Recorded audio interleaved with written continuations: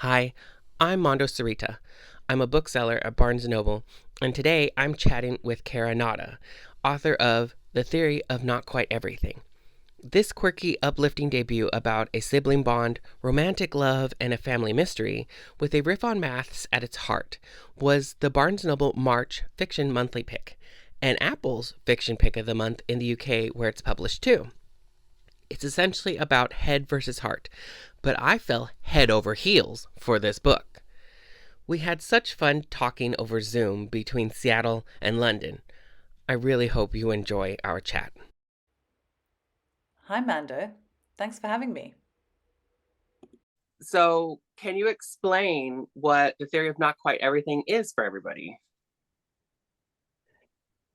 You mean what the theory itself is, or Yeah, like what the book where did is? you get that title? Like, I know you said you got it from an article.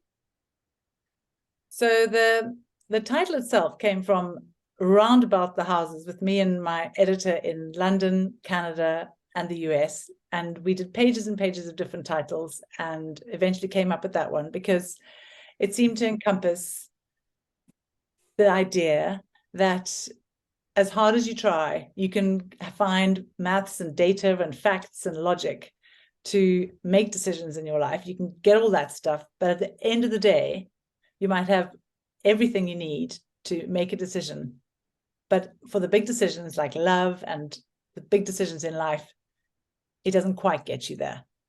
It's Mm-hmm. not quite enough. At the end of the day, you've got to trust your gut, go with your heart, your instinct, whatever you want to call it, heuristics. Um, and that's real life. In real life, there is no theory of everything. It only gets you so far. And then you have to trust yourself. And that's really what the story is about. And what the maths in the story is also about that.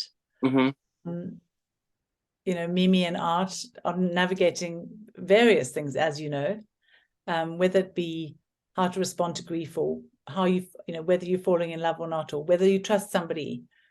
You can gather all the facts you like, but at the end of the day, you have to just make a decision. And I really loved that.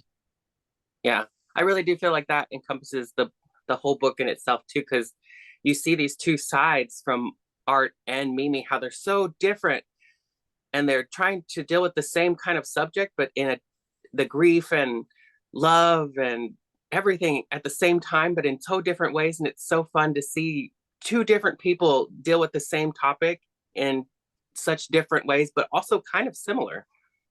It was a very big moment for me when I realized I needed Art's point of view as well, because I'd written my first draft entirely in Mimi's point of view. So the story of her and her brother living at home and her trying to find love, and the maths thing was there, and the paranoia from her brother's point of view about his maths, and was somebody trying to take his maths away. All that was in the story, but I only had her point of view, and it was pretty intense, and maybe a little overwrought. And then I remember the day I thought, in a way, we might need Art's point of view. And it really was one of those moments, like light bulb moments. Wow, this changes everything. Because Mm-hmm. in a way, that exemplifies exactly what I'm trying to say, that there's always a different point of view, Yeah.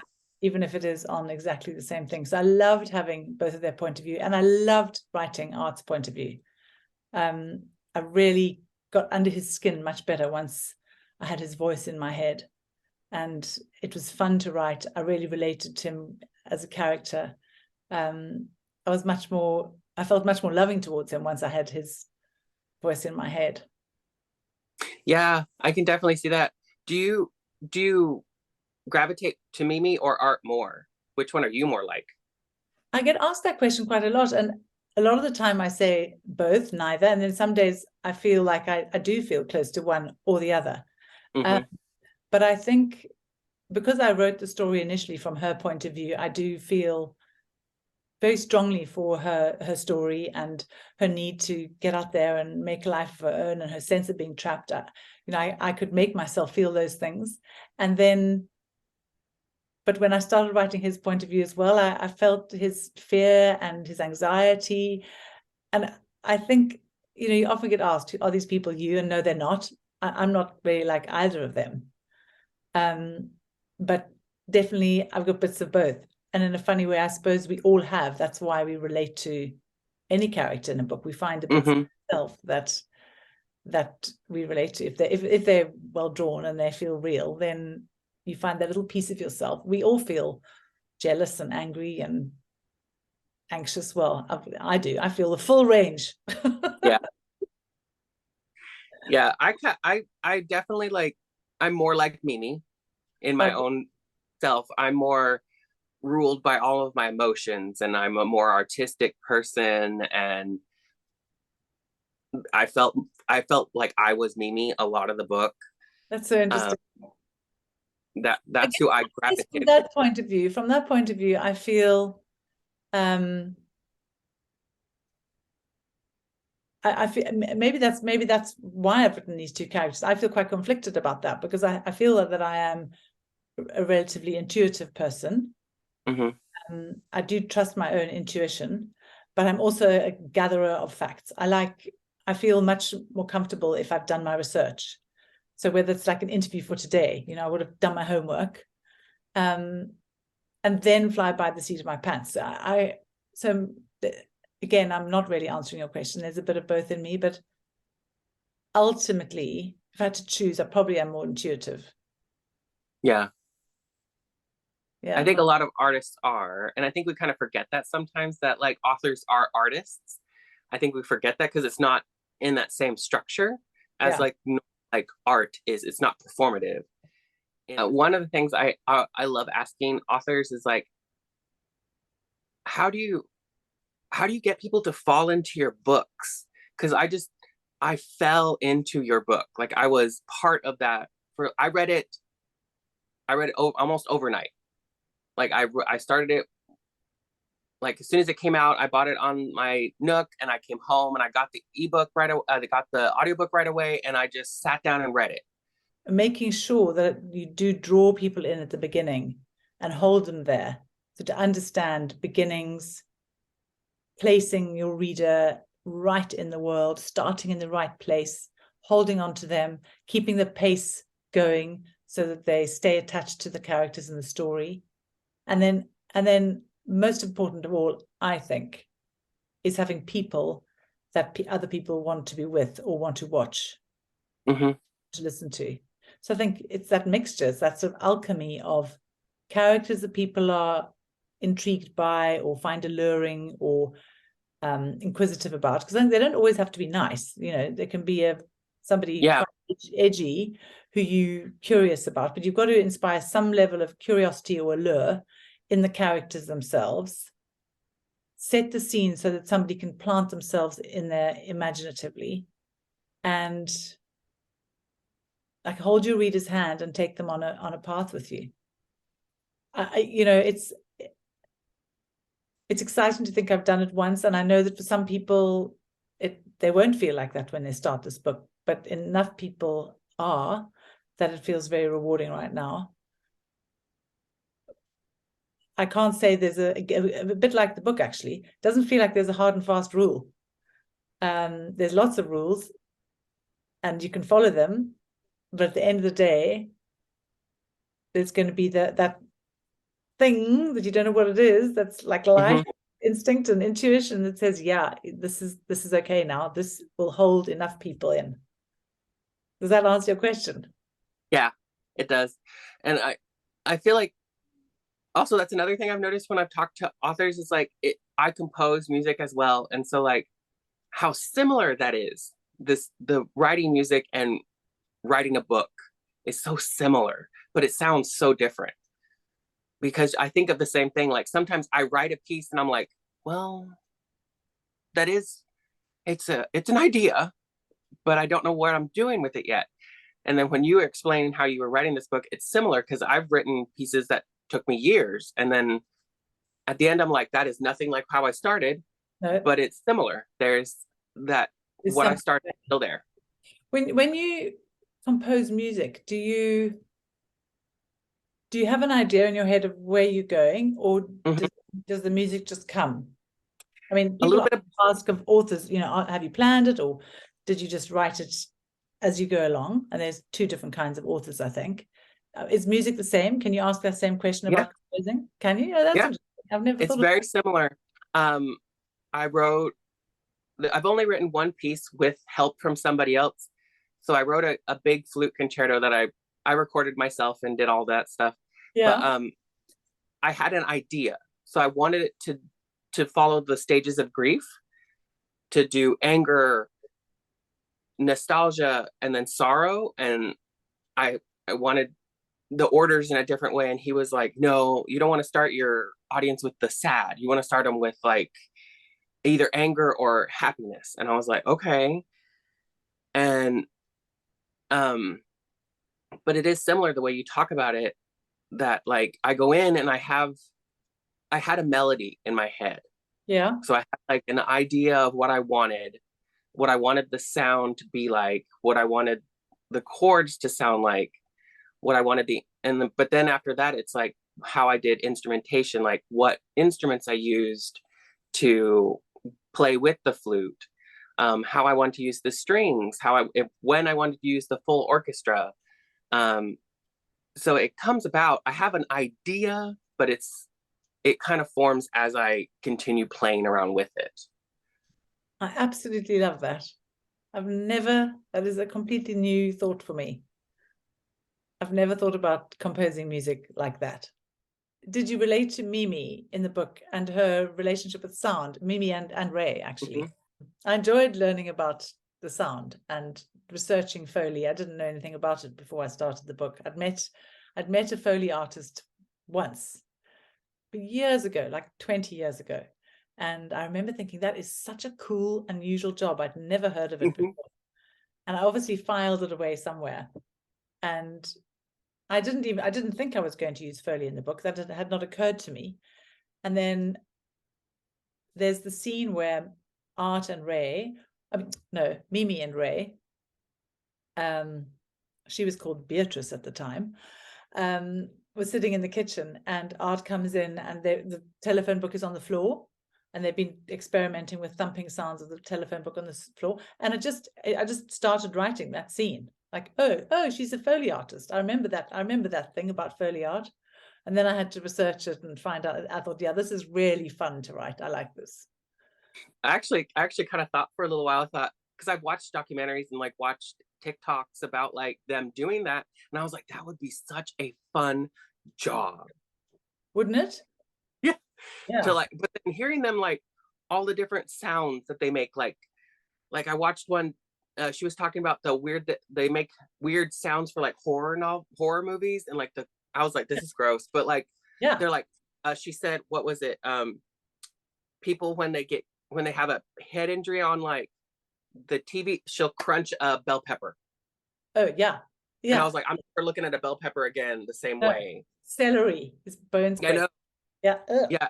What they use for like those weird sounds, and like, because you always think of like, you never think that like they add those sounds into movies, that like they add like like the shoes clacking, like they add that in too to make it I know. more.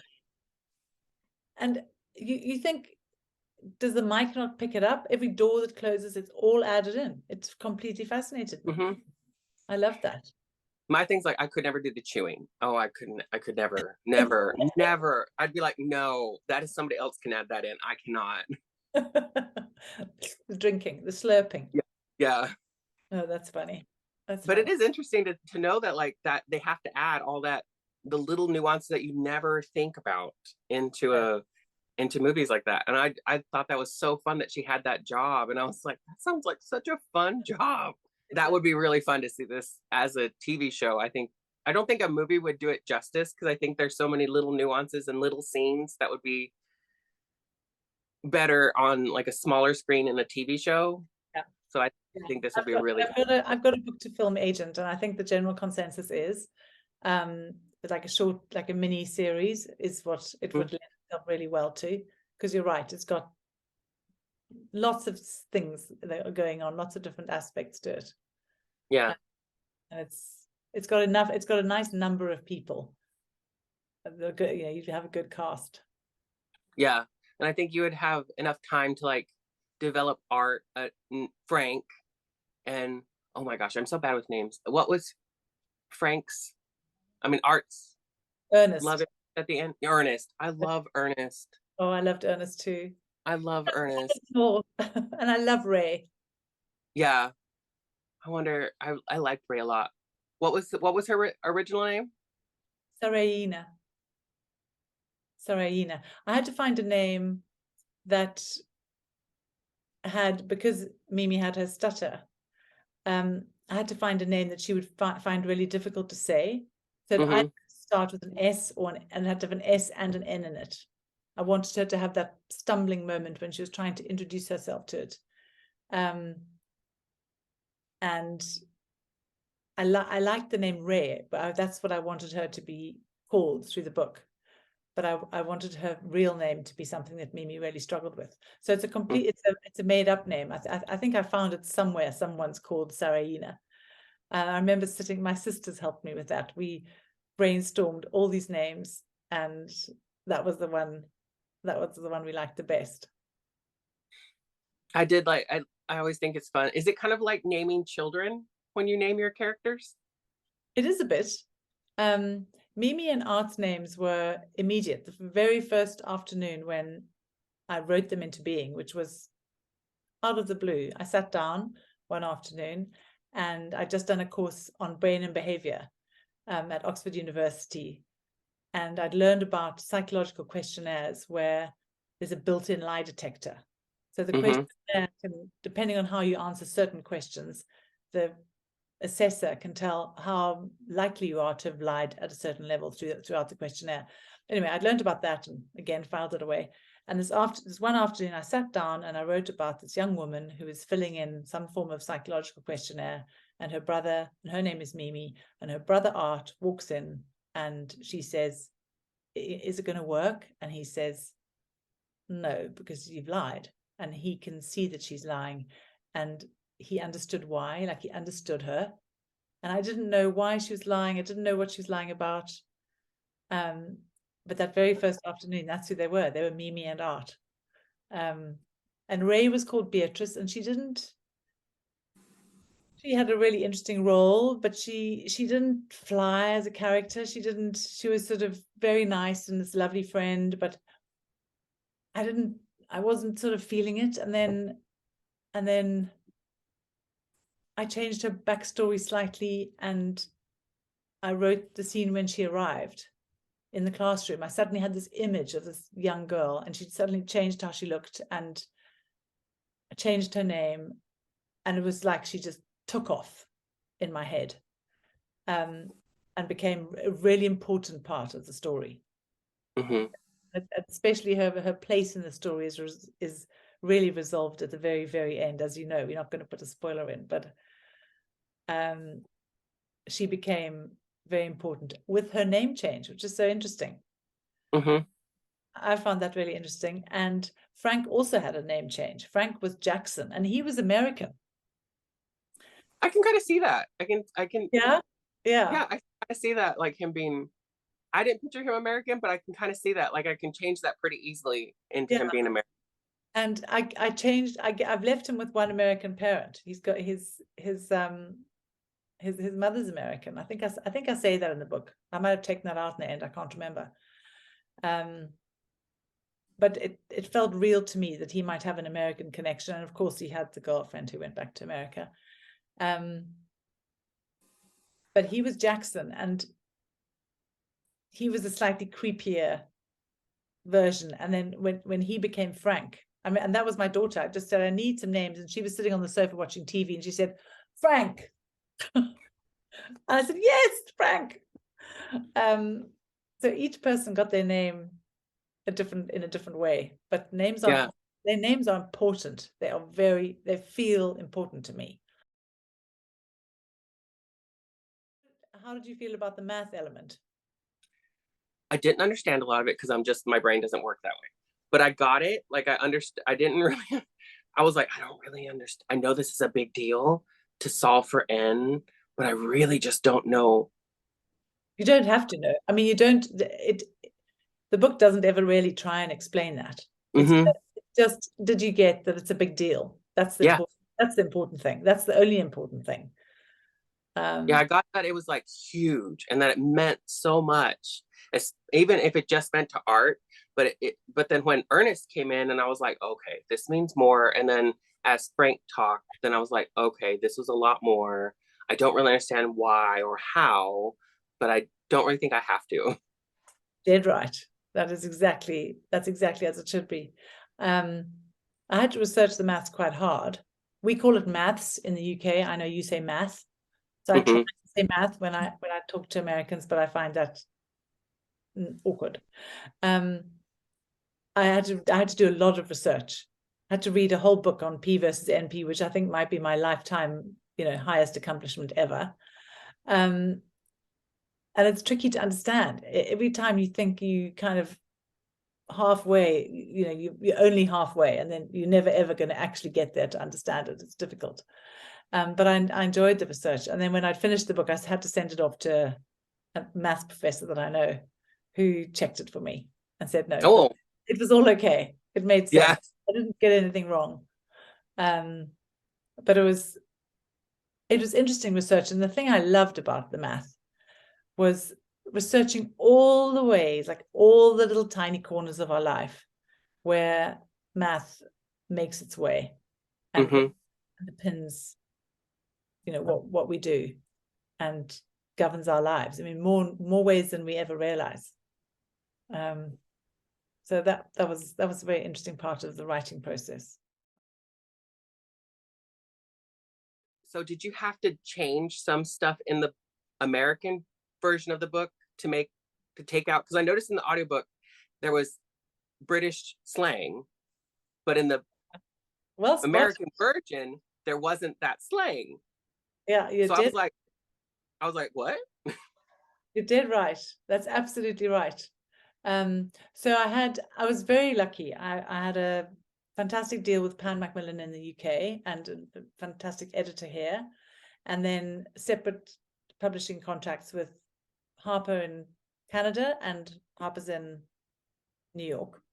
And we had editorial meetings with all three editors, which was so much fun and absolutely fascinating because each head editor obviously has their own style and has their own thing that they were focused on. And, I didn't know these women before. They happened to all be women. But over the course of the editorial process, I learned that they each had their own way of working, and they worked differently, and they were focused on different kinds of things in the book. It was really interesting. But one of the things we had to do was make it okay for the American version. Mm-hmm. You had to take out words that the American audience might not understand. That was a kind of odd process for me because I read a lot of American fiction. I mean, a lot. And I would say in a funny way, I might read more American fiction than I do English fiction. And I read a lot of African fiction because, as you can hear, I'm South African. So I'm happy to read slang and words in other cultures. I actually like that. I would, if I could choose, I would prefer books not to change across cultures. I'd rather be immersed in the culture that I'm reading about. But anyway, the decision was made that it needed to be altered slightly.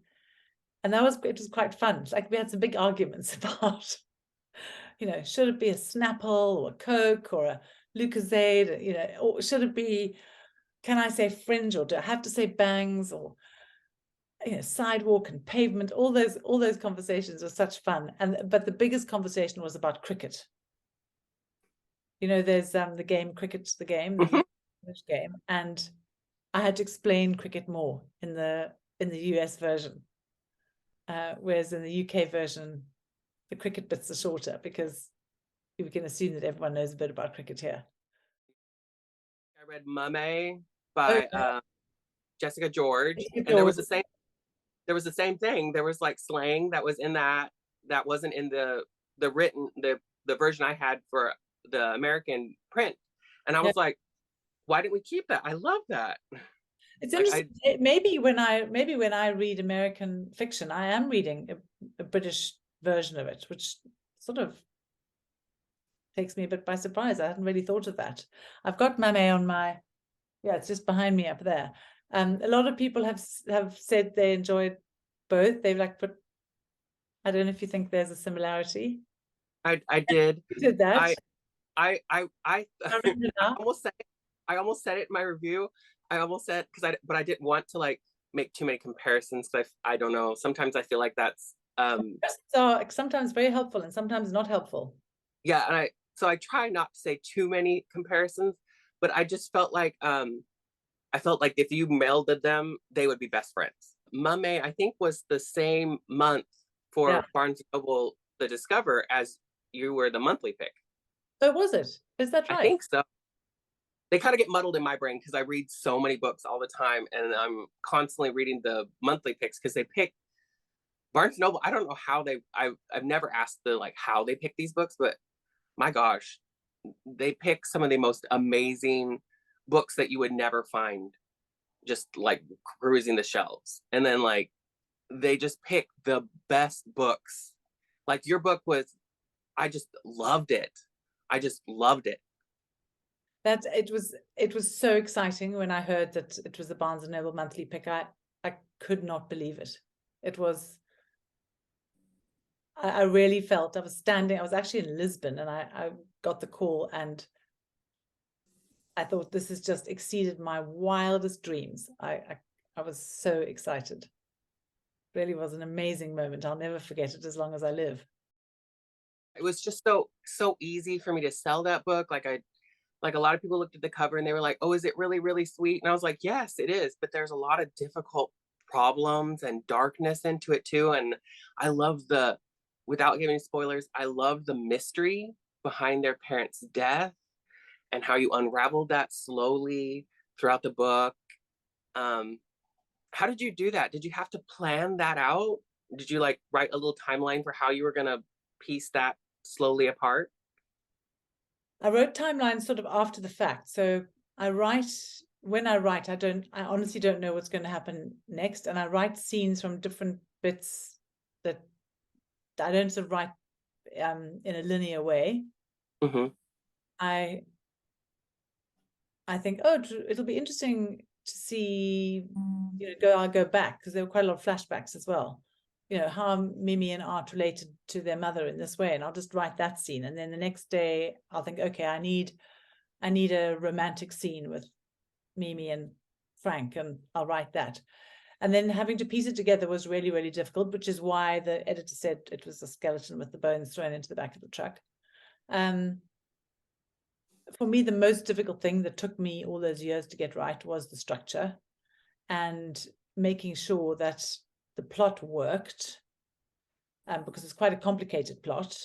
Mm-hmm. And as you say, there are a lot of threads going through it, and that it also worked with the different points of different tenses, because you have the immediate tense of present tense, what's happening now, the accident, etc., and then you have the sort of immediate past of what happened in the last week, what had gone on, and you had the relatively recent past with Mimi falling in love and all of that, and then you had the flashbacks into their childhood, etc. And I had to manage all those different time frames, and that was actually very difficult to get the balance right, to make it not feel like you want to keep the pace going and keep your reader with you, and then when you go back, sometimes your pace loses power, and it's got to be just the right amount of time.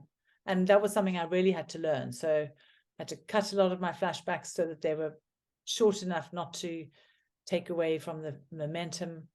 And sometimes I probably didn't get that quite right. That for me has been the biggest learning curve, is how to keep the pace going and how to structure something. And then in terms of dropping the little things in along the way, like little beats of suggestion about what might be happening or what might not be happening, that is something you can go back and add. But if you haven't built those things authentically into who your characters are, then you can do all the dropping back you like, but it won't meld, it won't hold true, it won't feel authentic. So if the mystery is something very painful, and like her sense of abandonment, all of that has to ring true when it finally is revealed. Not just because you've dropped the odd little stone in a pond. It's got to feel like your character has really lived all of that and carried it with them all the time. And that was something I had to learn to do. I think you did a very beautiful job of crafting this book.